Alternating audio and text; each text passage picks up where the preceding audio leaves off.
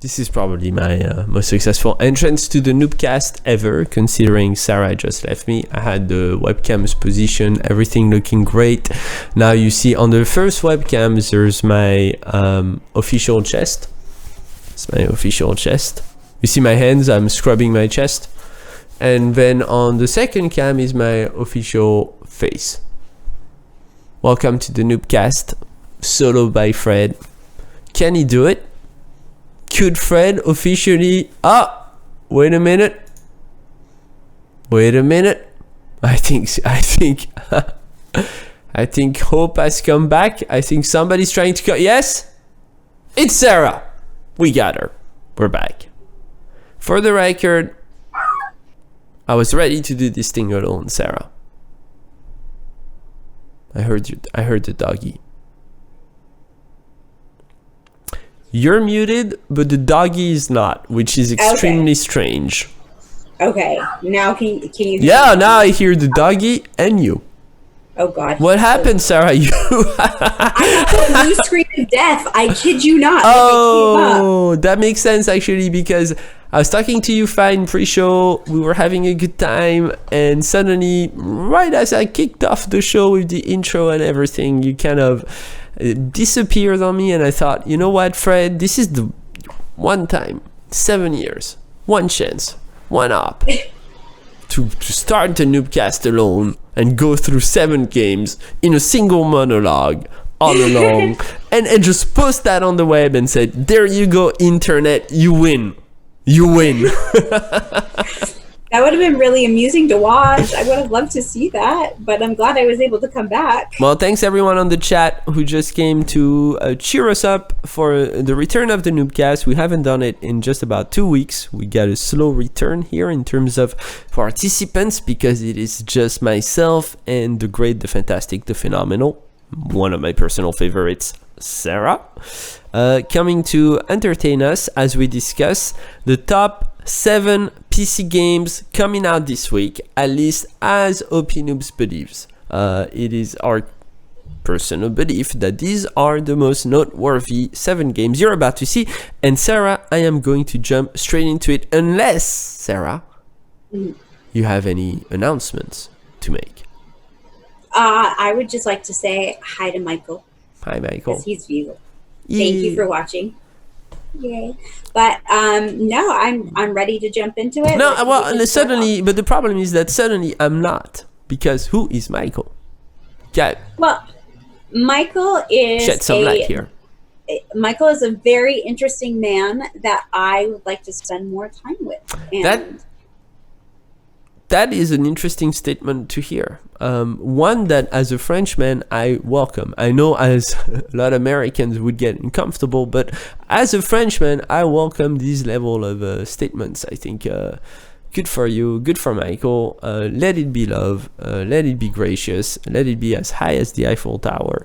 Oh, that's sweet. But it's true. Look, we live in a world where, you know, global pandemics come across, blowing with the wind and just killing people by the millions. By the millions, I think we're at well over 1 million. And, you know, like maybe, okay, so all right, it's not politically correct to talk about love in a certain way, at least. But I say, praise it all. Praise it all. That's beautiful. I love that. I love that about you. I love that you're that type of person. You are just amazing. Well, you flatter me, Sarah. Oh yes, but did you tell everybody about your sailing trip? Oh, so yes, thank you. I'm happy to share. Yeah, I love to break the ice too. I'm so glad you love to break the ice, because a lot of time, like, I start the show and people are like, "All right, Fred, like, we're here to talk about games." Yeah, sure, fine, but you like, I'm French. Like, I like to kind of dance around the pot before we even get to like the meat, right? The potatoes. It's like 10 minutes of small conversation before like chill business. out, we've got time, you know, like time is on our side. It's like you've been home for 3 months, the fuck you have but time, right? Yeah, it's been good, Sarah. Gotta tell you, like, life is treating me well. My sailing trip was totally amazing. I went on my, my boat it's not a yacht. My boat is a 40-year-old dinghy. It's 30 foot. It's a 30-foot dinghy, so it's not that small. but it's old as hell, and I crossed a big body of water to go do some overnight on the middle of the Chesapeake. It was awesome. Yeah. I'm just in Good awe times. of you. That like not me. I would be the type of person who'd like fall off the boat the first day and I'd go sailing by and there would be like, oh, there's Sarah. Oh no, not there. Yeah. I guess she fell in. Well, in my opinion, life is all about like grabbing it by the horn and hoping to live another day. Okay, we start the Noobcast, guys. It's official. Thanks for tuning in. It's twitch.tv/opnoobsonline. Check us out at opnoobs.com. We've got a ton of really great reviews. Special thanks to our writers on the team who consistently, over the last 7 years, have delivered fantastic content for the indie scene, not just for us, but for all the indie devs. Looking forward to covering these 7 games. It's, in my opinion, it's not one of those weeks where you feel like, Jesus, this is an amazing gaming week, I'm never gonna have all the time to play everything. It's not. Having said this, there's some really heavy gems, kind of coming down heavy for some specific niche, and I hope you're part of one of those niche. Like Europa. I'm not gonna give you any spoilers. If you're ready for game 1, Sarah, go right ahead. We're looking at it right now. Perfect. So that is 1971 Project Helios.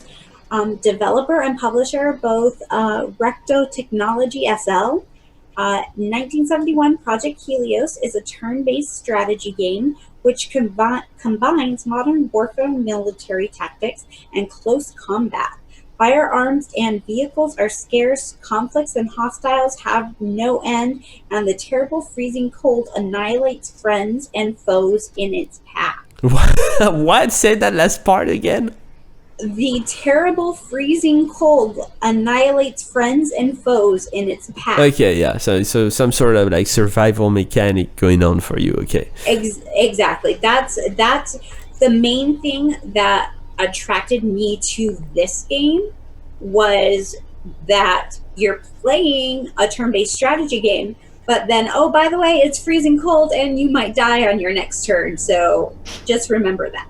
Yeah, I kind of want to be very brutal and say next. I skip on that one for the simple reason that I'm burning out on XCOM like games right now. It's been 2020 XCOM extravaganza over here, and it's a good game, right? It's a great game, and I'm not gonna start talking crap about XCOM because it doesn't deserve it. It's a fantastic phenomenon in the gaming industry. They did very well and they deserve all the love. But at the same time, like, enough with all the remake and the reskins and the like.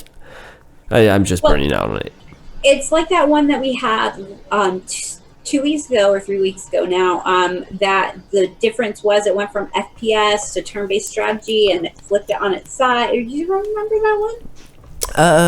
I don't remember that one. Remember the name? I don't remember the name. No, it was something similar to this, that it took the kind of turn-based strategy and then changed it to FPS, and then it had vertical wall fights instead. Like, you went from on a train or so. I might be combining 2 of the games now that I think about it, but it kind of reminded me of that one. But this one, I mean, it is very just turn-based strategy with the difference of you might freeze your ass off. Yeah, exactly. All right, man, I'm going to move right to the next. Go right ahead. Yeah, let me just get there. My computer, if it would stop eking out. The Dark Eye, Book of Heroes.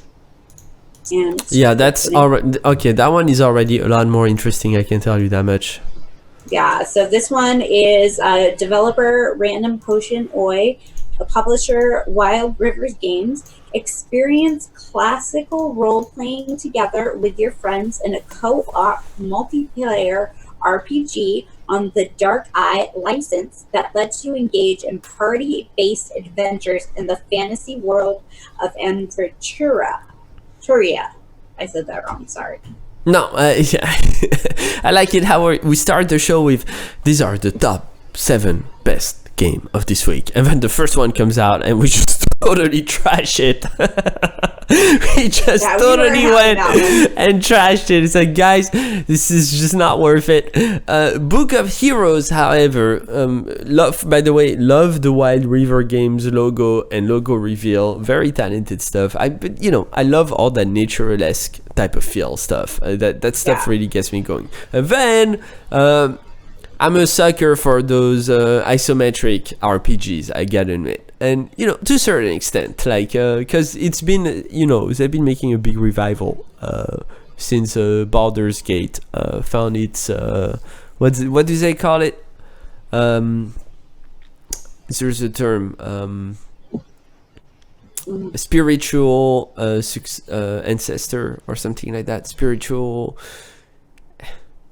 Do you know what I'm talking about, Sarah?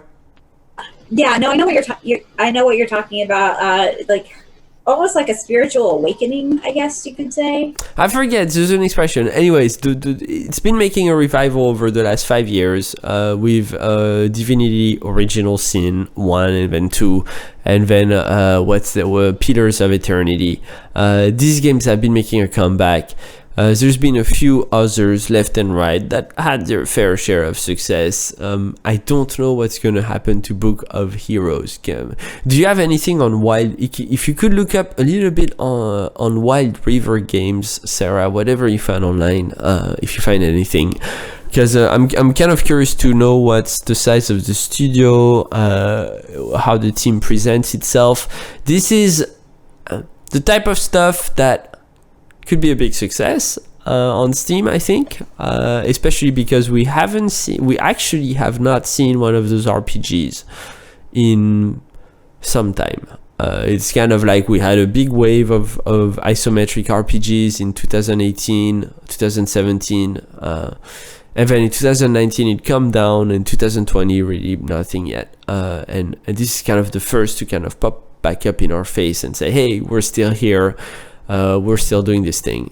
Yeah, it looks like Wild Rivers is Telepool's gaming label, which, they use it for full spectrum game publishing. And they have a lot of games with fairies in them because those pictures pop right up. Huh. Yeah, like elves, unicorn, and plenty of magic is their last news update as of September 2019, but they haven't updated it since then, so it makes me feel a bit cautious. Sure. Of where they're going, because if you can't update to show your newest game, then why release the game? Yeah. Well, a little limited on the footage too. It's a problem, right? Like this type of games, you need to see a little bit more to really form an opinion whether or not you want to make the purchase. So yeah, you've got good art, like it's all happening, it's all coming together, and it's definitely a great effort. I'm curious. I'm gonna be following this one closely, but up until like we see how it fares on Steam and how the reviews are doing, because it's not out yet, right? Is it? Let me just double check. It actually came out on. It came out on Tuesday. It comes out Tuesday, June 9th. Is it June 9th? Oh, so it came out today. Oh, it came out today. Yay! So, do you see any reviews on Steam already? Like, is it? I did. I closed the Steam tab when you asked me to look it up, and every time I try to open a Steam tab, let me check. I'm curious to see how this game is. I'm curious to see how this game is doing. It's got some really good. Artwork to it. Oh yeah, for sure. Oh wow. Okay. So it's one of those stories where I love that kind of a day one in gaming. It's like day one, you're actually doing pretty well in sales, but it's mostly negative in terms of feedback. Oh, okay. Yeah, that's harsh. Well, it's not. It's actually much better than what most indie studios would would do or would get, which is no sales. So they're selling. At least they're selling the game. Like the game is selling, right? But yeah, that's true. But the feedback it ain't happening right now. So it kind of goes. I hate to say, but it kind of goes hand to hand with the fact that they're not marketing a lot of footage online. Yeah, and that is a real game killer. Like, so we need to see footage now because we're the type of industry that buys because it looks good, and we won't buy if we don't see good footage, and then it has to turn into word of mouth. But word of mouth still takes weeks and months to come around.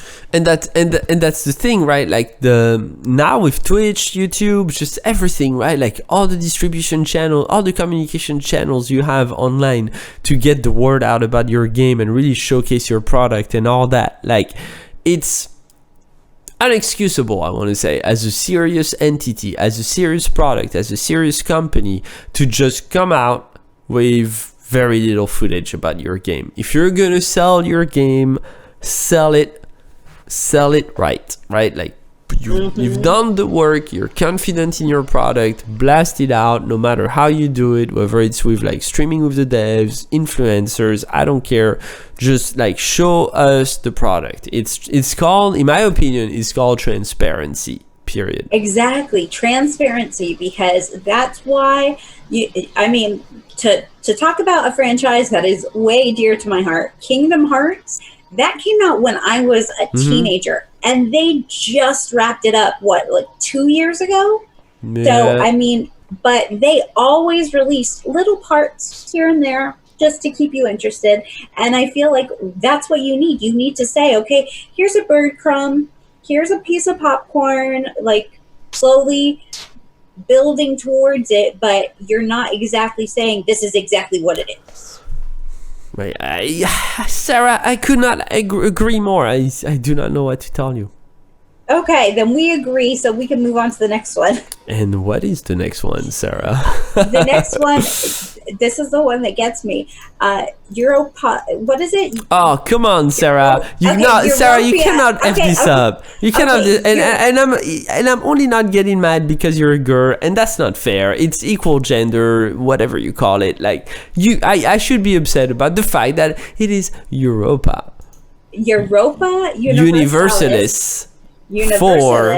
For Emperor DLC, right? Okay, yes, and so the fact that you've never heard of this game, just the franchise, right? Like the fact that you have never heard of this franchise just baffles me. That baffles me too. Like, I don't understand how it's gotten to 4 without my knowledge. This is like, historically speaking, in the realm of gaming,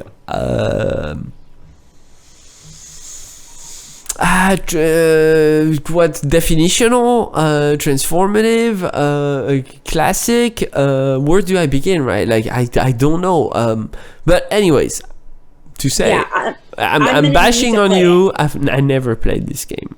But I know of it, right? Like you need to know of it. So I need to know of it. Okay, yeah. So I have to do my history reports on it.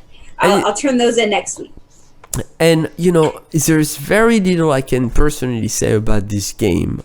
If I'm gonna be a responsible journalist, and I use that word loosely, there's very little I can say about this game because I've never played it, and this is the type of stuff that is so intelligently made, for lack of a better term, right? It's just so intelligently made that I wouldn't even dare to start criticizing or even making compliments, right? It's the same kind of logic. If you don't understand it, you can't criticize it, you cannot appreciate it. And most games you can, and I think that's the beauty of it, is most game you can understand just by looking at them. Universalis, which has never looked like anything attractive in my opinion, has always fascinated everyone. In a small but poignant niche, right? Like a lot of people follow these games. They are very successful, So it's Paradox. This game, like looking at it today, I was like, why have I not heard of this before? This is like my bread and butter. You know, it's strategy, it's the game Risk, it's all of that together in one, and it's a computer game, and I can play it on a Mac. Like all of that, like just keeps going. Oh god, that looked horrible. It just keeps going upwards, and it makes me want to step into the franchise and go back and do my research, play the game. I mean, it came out today. It's been very positive reviews. So there's already 186 reviews out there, all very positive. It's saying 84% of them are positive reviews. And that's good for Paradox because over the last they've actually had a tough beginning in first quarter. They've been super active, and they've had a few releases, not on Europa, just on other games, and they've got like some backlash on some of that stuff. So it's good for them to start getting some love on Europa. I'm glad they're getting that. Yeah, and I love that. I love that animation of the cathedral or whatever that is. The cathedral. Oh, wow, with the little red monk. It looks amazing. Yeah, it's definitely one that I am going to be stepping into that universe. This is to me like I've always looked at that stuff as like this is Civilization without trying and better. See, that's what I'm right? saying. Like that's my favorite game. Like, and I didn't want to come out and just be like, "Well, Civilization," but you said it first, so now I can say it. Well, because like it's Civilization without trying, like without all the cosmetic fancy stuff, right? But better tactically, better strategically, just See, hardcore. More like Risk. It's more like Risk. Like the game Risk. Have you ever played that board game? I've never actually played it. I know of it very well, like, but I've actually never played it. It's a like real good strategy thinking game, and I just got the Star Wars edition for my birthday from one of my friends, which I love her, Renee. Thank you. Nice. But she, Thank so you, I Renee. have Yes, I have the Star Wars edition, so we could virtually play a game. Like, I will set that up for us, so you can play your first game of Risk. And I don't think Risk ever made. They probably have at some point made the Risk video game, right? Yeah, I have it. Oh, you have it? It's on PC? I don't know if it's on PC. I have it for my iPad. Okay. All right. So, okay. I mean, it's there at least, but and I think it's on Android. I think it's on the Android OS too. So I love that we started with Europa Universalis 4 and we ended with Civilization. Yeah, Risk. on the iPad. Risk on the iPad. Yeah. No, but I'm going to like guarantee I am going to be in Europa. Like, you're going to find me there hidden away for months on end, and you're going to be like, where have you been? And I'm going to be like, oh, I haven't been doing articles because I'm playing my own stuff. Hit me up on the next one, Sarah. I will, definitely. Which I think... Okay. Yeah, go ahead. Okay, so you ready for the next one? Yeah, I am. Okay, so this is Whateverland Prologue, and the developer and publisher is Calgary Games. A prologue to Whateverland, an upcoming point-and-click adventure set in a bizarrely beautiful hand-drawn world where everyone gets what they truly deserve. Experience the beginning of the journeys of Vincent, an unfortunate thief who can either find a way out or stay trapped there forever. Now, the video that we have of it leaves a lot to be desired. Are you kidding me? Oh, you're killing me! You're killing me! You're killing me! No, I just like just with the cat there. And, that's all they had to show me. That's all they had to show me. No, I see. It's like it stands. That's what's funny is that what I'm saying right now stands in direct contradiction with what I was saying on the last trailer, which was if you don't show me the stuff, the meat, the potatoes, then don't even come try and sell me your game, right? But see, you like the weird shit. But hold on, Sarah, because maybe this is the artist in me, or not the artist, because I'm by no means am I an artist, but just the kind of like the sensitive artistic soul in me is being drawn to this game, right? And all you had to show me is your talent in putting together this whole frame, right? I look at the frame, and if at some point you see the cat gets eaten by this ball of like thing, right? And it says whatever, then like what the fuck. But the whole kind of portal to that universe, that's all you need to see at a glimpse, because that's what a trailer for these small indie point and clicks need to do. You have the screenshots and they're all on Steam and you can check it out. But in terms of a trailer, in those specific scenarios, I guess what I'm saying is that that's acceptable, because you see the cat right now. You see the cat right now, right? Yeah. Okay, so watch the guy pass through. The car pass through. That was entertaining, right? And I watch the guy pass through, right? As here he comes. You see him? Mm-hmm. Wait. So it cracks me up, because I feel like there's so much charm in that just one like 10-second clip, right? Like between the car and the guy and the whole lighting and the environment and the cat, and then finally the cat gets eaten by that. Like the humor is here, and they're telling you we're gonna make you laugh, and it worked once, so I trust that they will make it work again, right? Like that already. If this game is $10, and I guarantee you it will be $10, this is not like a $25 purchase, right? Like that's worth exploring to me. And it's there because their looks, I've already gotten enough talent out of that one shot. I need to see talent. The talent is there. I definitely agree, and it's a nice amuse-bouche. Is that how you say it? Yeah, amuse-bouche. Yeah. So it's nice it's a nice beginning to the story, but I wanted to see something about Vincent, and so I went to. All right, because the game's called. Yeah. So it's and we have nothing about him. Did I miss? We have nothing. Yeah, it's absolutely nothing. There, if you go onto Steam, there's a couple more. It's the prologue. Right? It's the beginning. So I mean, it's the bare bones beginning to it. Which, is it free or does he say is the prologue? It doesn't say if it's free or not. Okay. Yeah, I mean, so I think I saw that it was going to cost, but it wasn't that expensive. Maybe I can go back. Hold on, let me see if I can get it back up without making my computer get mad at me. Well, yeah, I mean, yeah, whatever. If it's not free, it's gonna be a couple bucks. If it's it's gonna be like $3. I mean, you $2.99 or something like that. If it's a prologue, right, to an indie game. Well, it opens in 15 hours, so it's going to be released tomorrow. I'm not seeing any payment amount. I'm curious to see how it fares. Yeah, we can move on, because obviously there's like not much to discuss, right? But like I'm still curious to see how this fares. I'm gonna follow it closely. Let's get to the real stuff, Sarah. Okay, this one.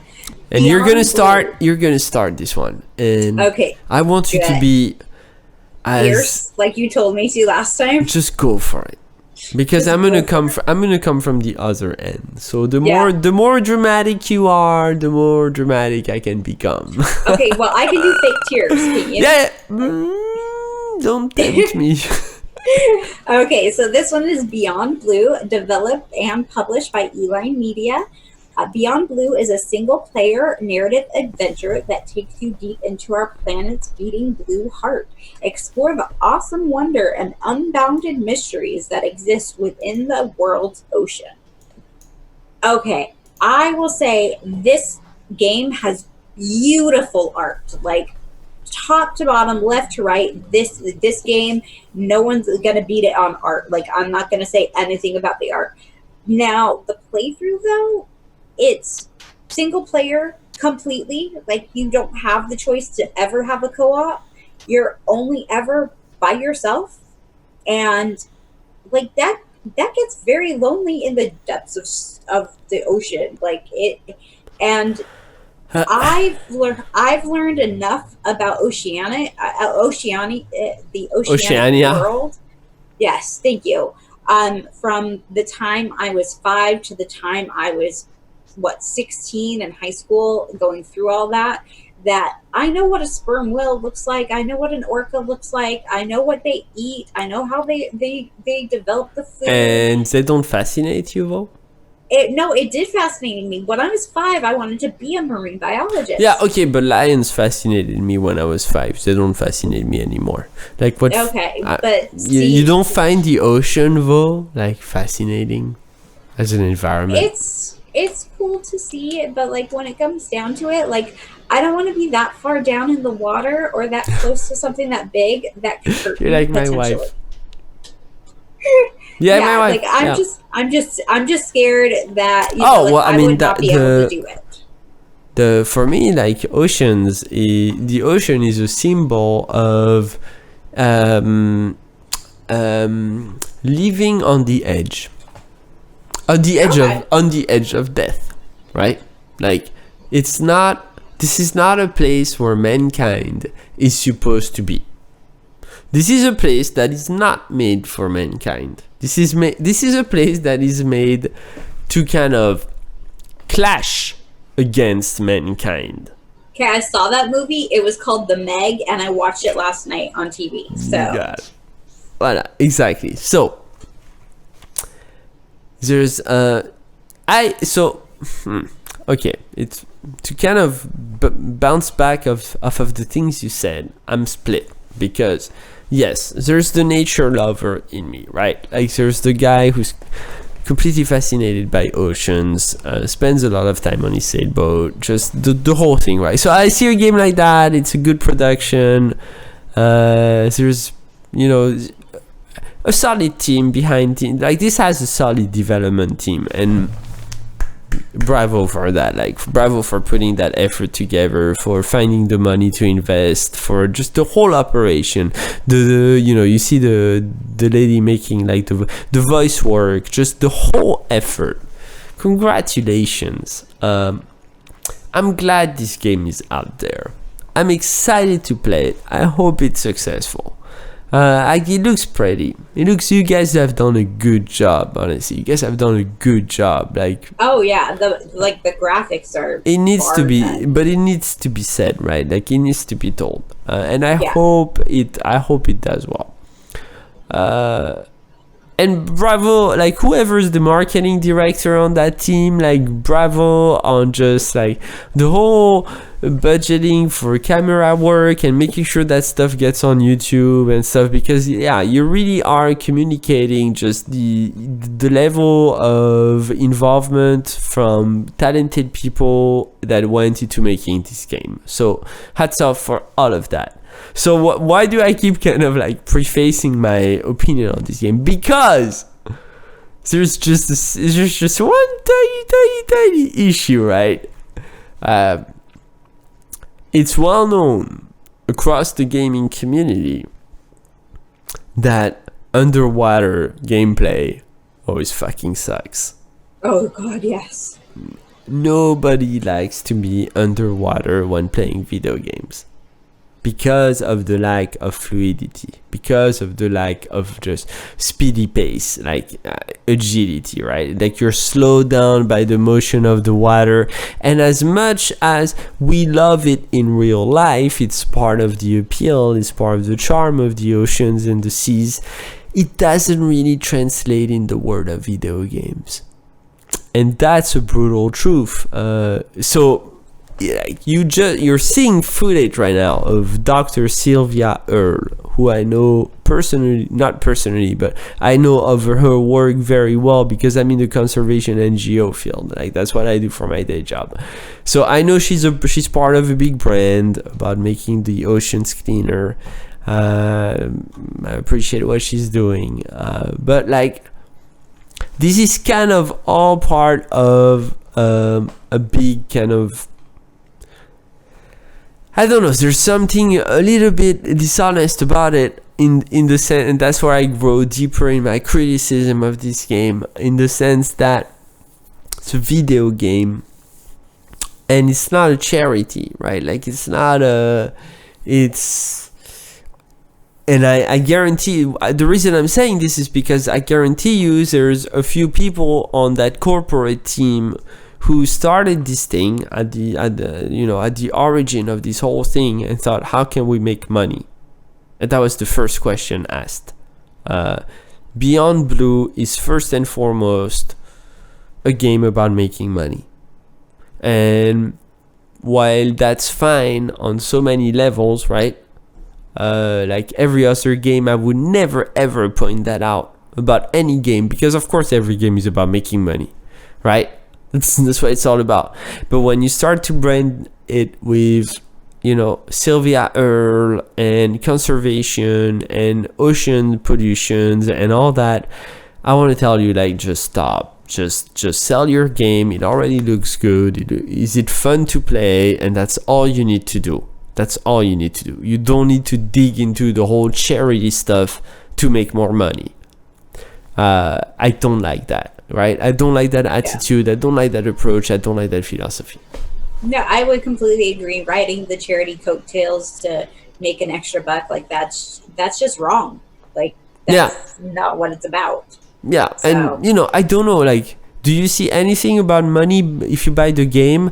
Does the money go to a charity organization or something like that? I didn't see a price or anything. So, like, because if like all the money spent on this game goes to cleaning up oceans, then I take it all back. Oh yeah. But if all of this is done just to raise oceans awareness among the public and the importance of living thing, and our games just does that, but all the money goes to the pocket of a few, then I say, please remove Sylvia Earle from your YouTube page.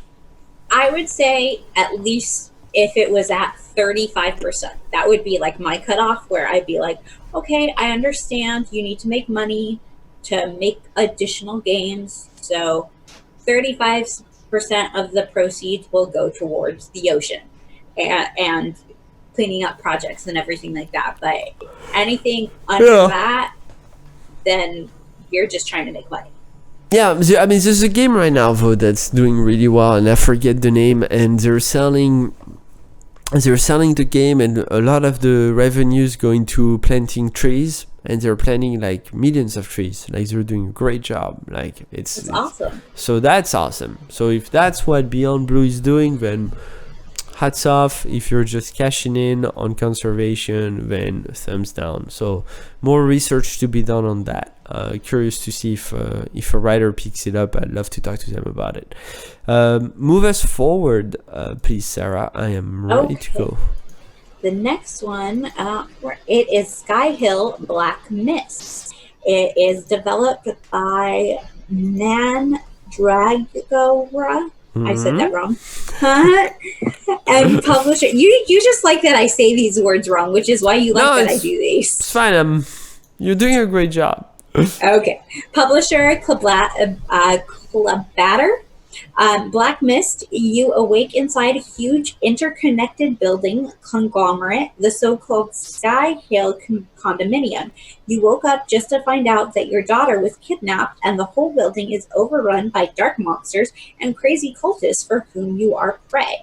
Now, I watched what we had on our page of it and got one impression. Then I went to Steam and watched their first preview of it. So much better. It totally changes the feel of the game, and it states that you wake up and you find out that your building's taken over and you go this far and then you're killed by this monster. So now you've learned not to do that. So you wake up and you go again. And they talk about that movie where that guy wakes up the same day every time. Yeah, that kind of game, that sounds awesome. But just being like in a Fallout situation that has monsters on the inside, I don't really care for that. Okay, all right. Okay, sure, fine. But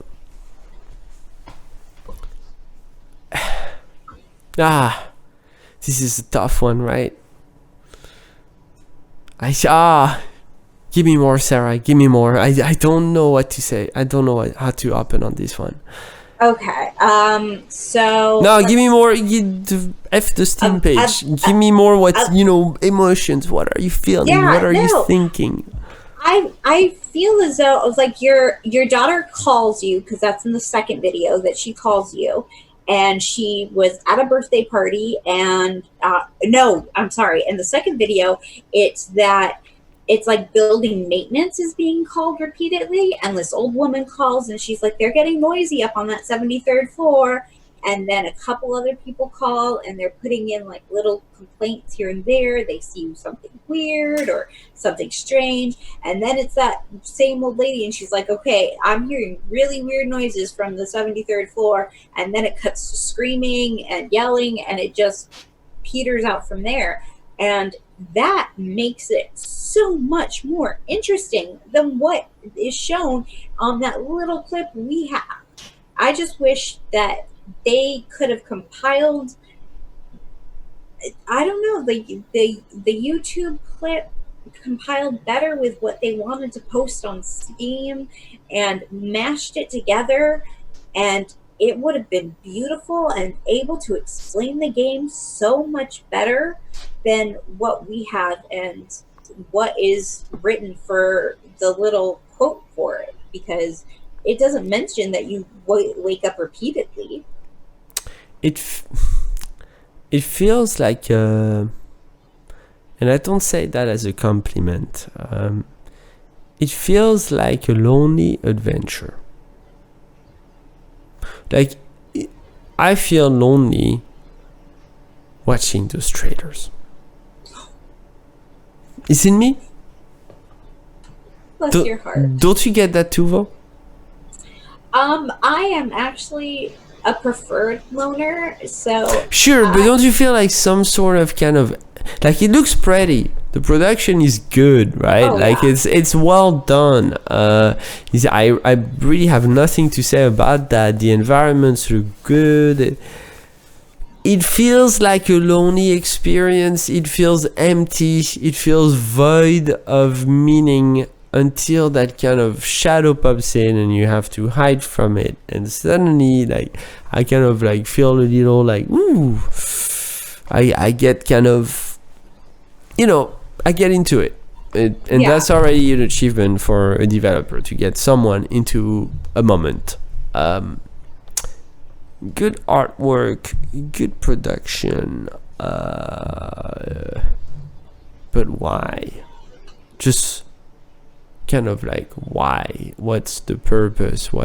I hate to be so harsh, right? But like, what's the point of this whole enterprise? Doesn't feel fun, right? Yeah, it's like there's a whole genre that goes into this. You wake up alone, you don't remember what you're doing or where you are, so now you have to do this, and you learn that there are monsters. Like, I mean, they've made more than one franchise based on that singular idea, and it can be overplayed, but I like the fun playfulness that the second clip on Steam shows it. I see it now. I'm starting to see it now. Yeah, like what you're talking about, I see it on the trailers. I'm starting to see it. Yeah, you're right. There's a level of playfulness that comes in when the gameplay actually comes in. That's quite appealing. I think the first trailer, like the release trailer, doesn't do a good job at communicating that. It's Not at all. Right? Like, it's a shame, but then when you get into the gameplay footage, I could see myself having some fun with it. So, yeah.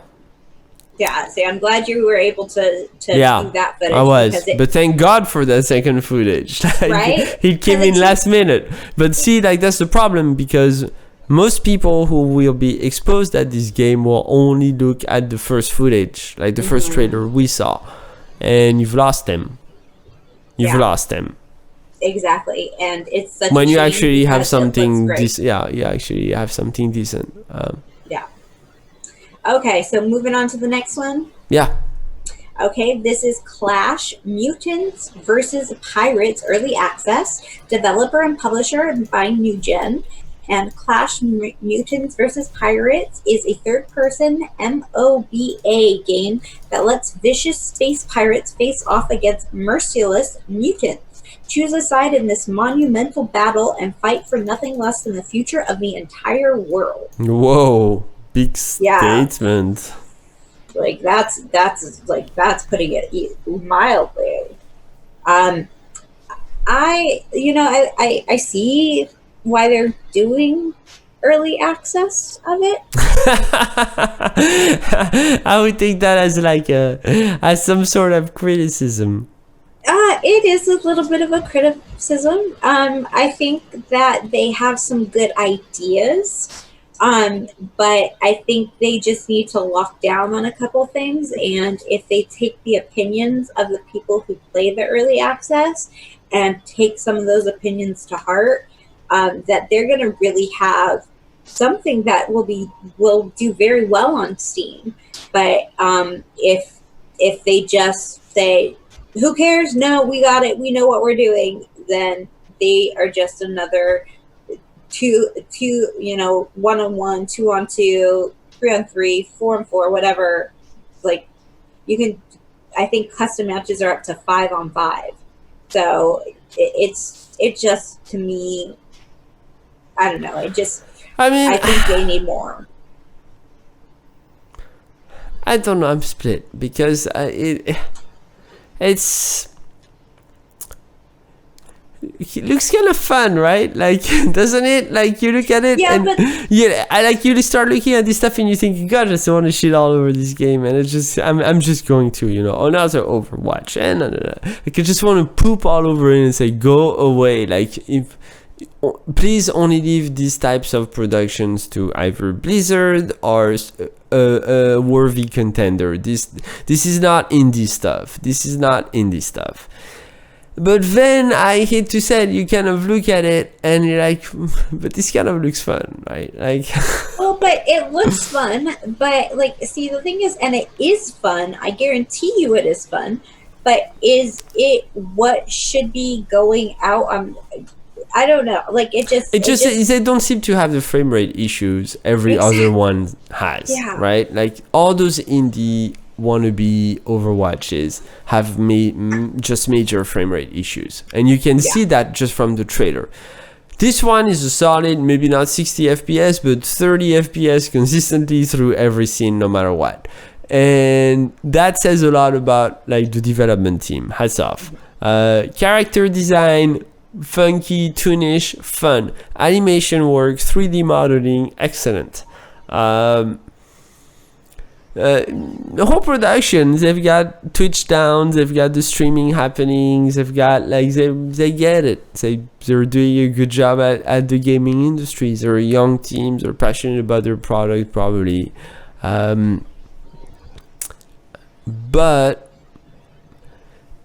I'm bored, right? Like I'm bored in terms of like, because I'm not bored in the sense that I feel like this is not going to be fun but I'm bored at the fact that there's a development team which at some point came together and said, okay, so guys, like we have a budget, we have ambition, like what are we doing with it? And they say, well, let's make a clone to Overwatch. Like, can't